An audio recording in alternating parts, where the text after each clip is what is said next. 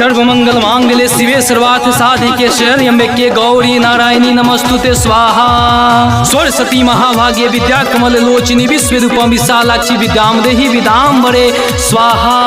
बबुआ हिजा फूल चढ़ाव अगरबत्ती केने बा?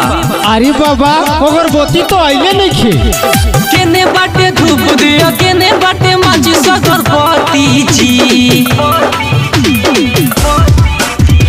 केने बाटे धूप दिया केने बाटे माचिस अगरबत्ती जी। अगरबत्ती जी देखो हंसवा पे होई के सवार आ गईली सरस्वती जी। देखो हंसवा पे होई के सवार आ गईली सरस्वती जी। काला सा धराइल नहीं दिया ना बाराइल झूमन मोती जी। अरे मोती जी देखो हंसवा पे होई के सवार आ गईली सरस्वती जी। देखो हंसवा पे होई के सवार आ गईली सरस्वती जी।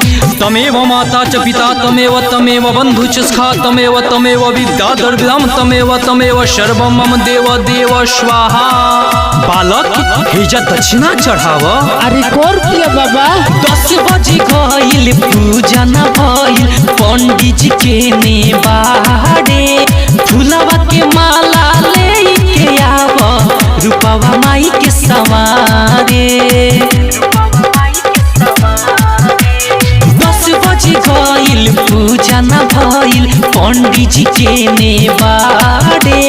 फूलवा के माला ले के आव रूपवा माई के सवारे। सारे घास मैया के पूजा करना होई छती जी। सारे घास मैया के पूजा करना होई छती जी। अरे छती जी देखो हंसवा पे होई के सवार आ गईली सरस्वती जी। देखो हंसवा पे होई के सवार आ गईली सरस्वती जी। ओम सरस्वती नमो नमः। माँ सरस्वती नमो नमः। विद्यादायिनी नमो नमः। हंसवाहिनी नमो नमः। हे बालक हई हाथ में कुछ ल कान में खुश ल। ये बाबा एकरा से बढ़िया हो धागवा दीना हाथवा में बांध ली। और बिंदिया रे अन्य किताबा सुनाई है होई है खुश बिड़वाली। मिथिल से सहनी बतिया के माना झोली ना रही कबो खाली। और बिंदिया रे अन्य किताबा सुनाई है होई है खुश बिड़वाली।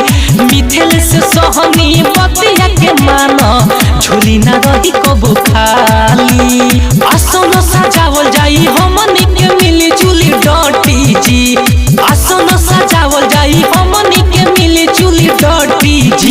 अरे डटी जी देखो हंसवा पे होई के सवार आ गईली सरस्वती जी। देखो हंसवा पे होई के सवार आ गईली सरस्वती जी।